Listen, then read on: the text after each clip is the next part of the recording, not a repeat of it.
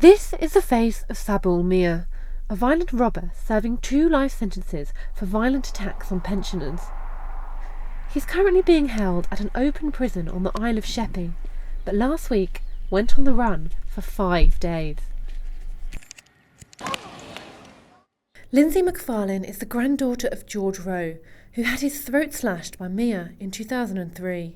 That feeling, those few days, it was reliving the attack, the trial all over again, and it's not fair for any other families to go through what we went through, and it's horrendous to find out that we could have been walking amongst him, never ever being told.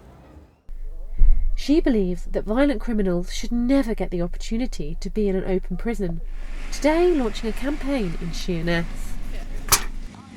It wasn't even front page news in any of the national papers. That's how frequently this must be happening. That's not acceptable. These are violent criminals. These are not people that have done petty criminal acts. These are serious criminals that should not be given the opportunity to be amongst society in the first place.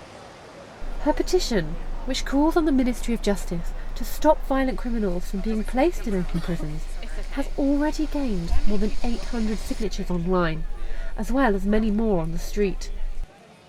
It was here at the Sheppey cluster of prisons where Sabul Miah escaped last week from the open jail Stanford Hill. In May, the armed robber known as the Skullcracker also went missing from the same prison for 4 days while serving 13 life sentences. And it's a trend that's worrying local residents too. I work in the community late at night and I go to East Church quite often, and it is scary. Well, it worries me and it worries everybody on the island, doesn't it? I think it's a picnic when they're putting these things. A statement from the Ministry of Justice last week stressed that public protection was their top priority and that absconds have reached record lows, but that open prisons are an important rehabilitation tool.